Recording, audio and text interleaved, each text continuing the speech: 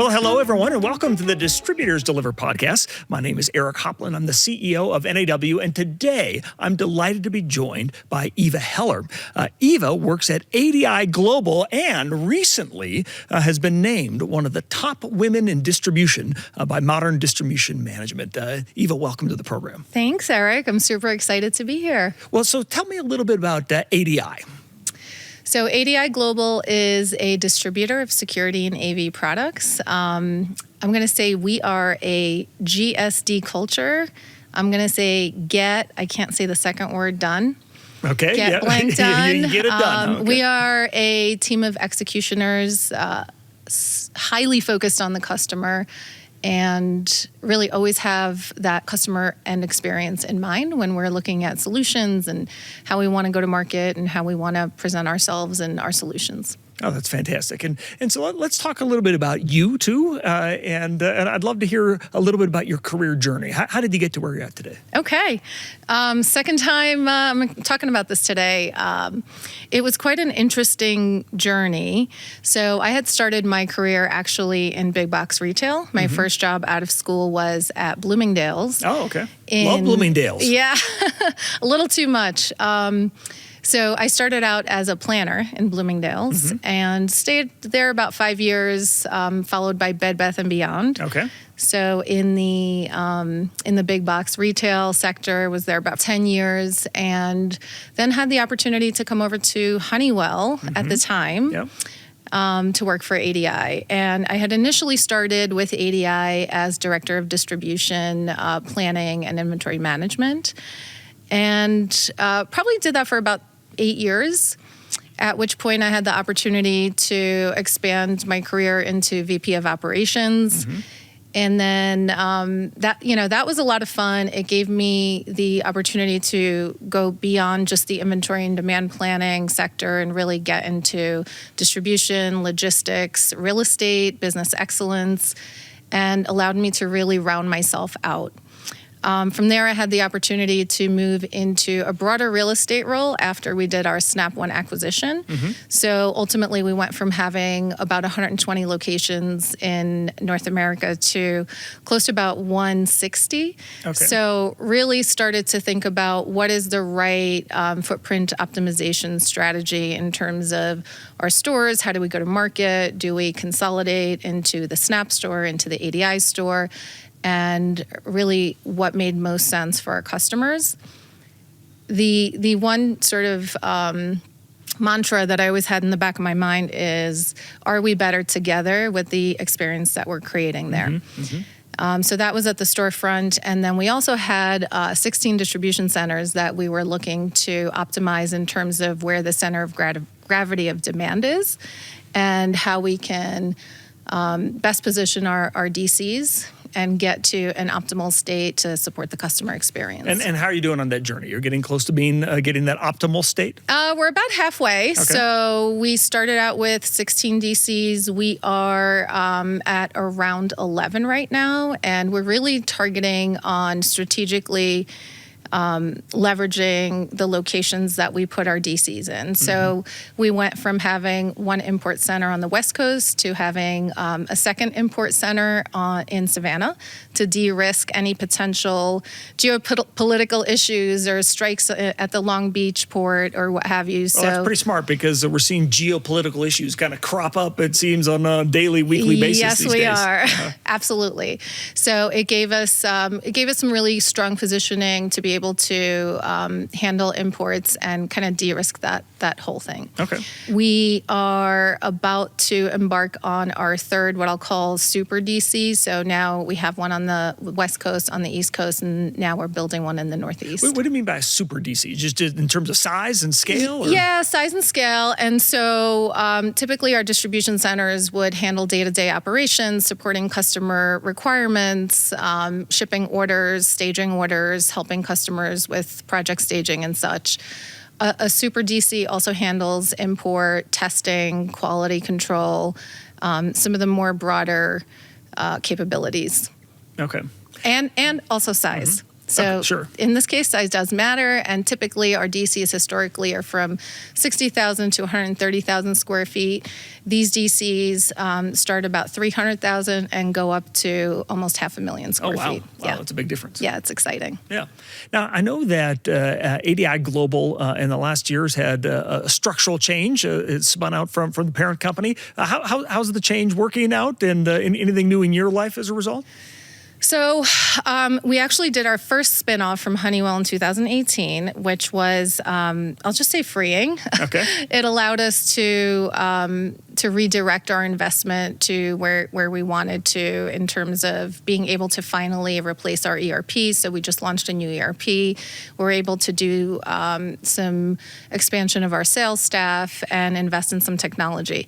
Now we're about to go through our second spin. So we were formed as Resideo once we spun off of Honeywell. Mm-hmm. Now Resideo is spinning ADI off into our own entity. So that will unlock kind of next level ability to invest in ourselves and truly focus on the distribution model.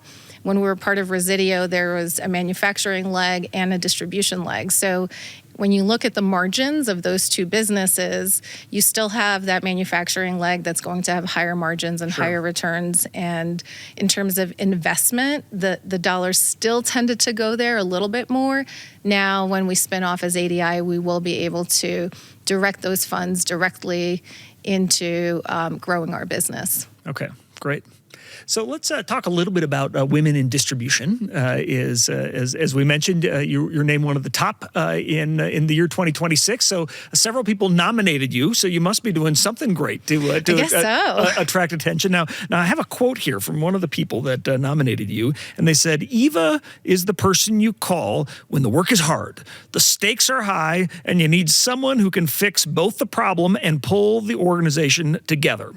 Tell us about that, and why do you think we're getting that sort of feedback from you? So, I mean, I'm definitely humbled and honored to receive the recognition. It was a lovely surprise. In terms of that quote, I'm somebody who will always roll my sleeves up and want to understand a problem that we're faced with versus just asking my team to do it. So early on in my career, actually at ADI, I came in as a director of demand planning, and in my mind, I had a very distinct vision of where I thought we should be going. Mm-hmm. I had some great experiences, and the demand planning team was very nascent at ADI. So I had gone into my office and created all these great templates and these great spreadsheets that I said, yep, we're going to roll these out. They're going to be great. And people are going to love them, and they're going to light the world on fire. Well, then I did a 360 survey, mm-hmm. and what came back was, well, Eva just, kind of comes in and has her own ideas of what we should be doing, and didn't really ask us. And, so this was 10, 12 years ago, and mm-hmm. it really hit hard, and it had me reflect on, okay, if I was in the shoes of my team, how would I feel and how would I perceive this? And perception's reality, right? Because my intentions were good, mm-hmm. and I thought those were the right solutions, but I didn't engage the team, which was a major change in how I conducted my career since and still do today. I realize I don't have all the answers. Right. Which, by the way, it's hard as a leader sometimes to admit that. Yes, it can be, right? Mm-hmm. Because we got here for a reason. Yeah. But I don't have all the answers, and I recognize that, and that's okay. So I've learned that is okay to not have all the answers, but lean on the team and really not only empower them, but respect them enough to bring them into the process and recognize that the end goal is going to be way better if you include everyone that's impacted by whatever process it is that you're trying to fix.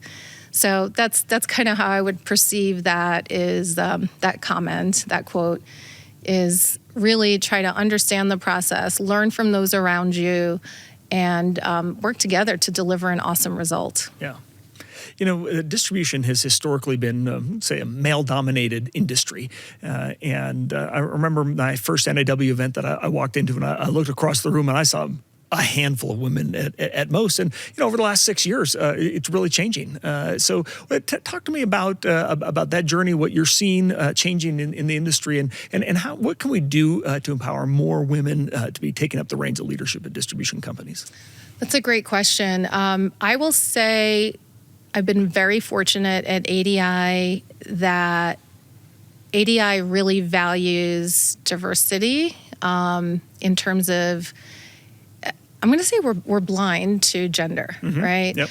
And it's about the work, and it's about the effort that people put in, and how you engage not only with your immediate team, but across the functions. So when I look around at ADI, I see a lot of women, and I actually do this every time I step into a room of whether it's, leaders, executives, what have you, and I kind of take a gander around and see how many women are in the room. I did that this morning. And I'm going to say we're still a little bit outnumbered. Yeah, I hear you. We're working on that. But it's nice to see. I'm going to say every time there is at least another woman besides myself at the table, which is nice to see. I've also been fortunate enough to work for Allie Copeland, who's an outstanding leader. She's incredible. We love Allie. She's incredible. I've worked with her almost my entire time at ADI, and besides being one of the smartest, most intelligent people I've had the honor to work for, she's real, right? And that's been a great role model for me, and I hope I can model that for other women in distribution to say, lean into who you are and what's important to you, and believe in that, and don't be afraid that somebody else is going to view you in a certain way or whatnot, because you made it to where you are because on your own valor, right? And on your own work and dedication. So be confident in that. Absolutely. As you come to think about yourself at the end of your career, I know we're a ways from that, but as you look back, what do you hope your legacy is going to be? Honestly, I want everyone that's ever worked for me or with me on my team to feel like they were respected, treated fairly. Folks on my team often say you're tough, but you're genuine and you're fair and you care, right? So I always tell my team members, we work to live, not live to work. And it's very important to me that everyone on my team come to work every day and they enjoy it. Now, listen, we're all going to have days that are just not great. But I at least want folks to say, I'm in it for the people, and I don't wake up, I don't get the Sunday, what is it, the Sunday scaries? I don't get the Sunday scaries when I go to work. Because I can go in and make a difference, and I'm respected, and I'm part of a team. So, Eva, one of the exciting things you're going to find is now that you've been published as a top woman in distribution, there's a lot of readers of modern distribution management, and they're probably going to be reaching out to you asking for advice. How did you do it? How did you climb and succeed in your career? What advice do you think you're going to have for them? That's a great question. Probably believe in yourself, know what your strengths are, and lean into that. Don't compare yourself to others. Everybody has a different strength. Know what yours are, and just continue to believe in that. Yeah. Well, I suspect one of your strengths is leadership, and leadership comes in all different sizes and forms. How would you describe your method of leadership? Another good question. I would say respectful challenge. I push my team members outside of their comfort zone to achieve more than they think they can. Okay.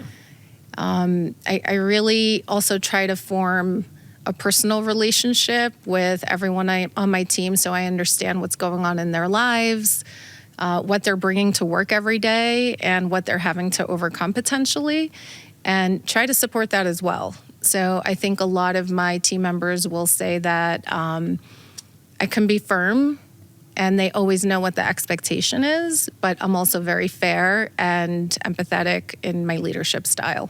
Oh, that's fantastic. Well, any final words of wisdom you want to share with the audience?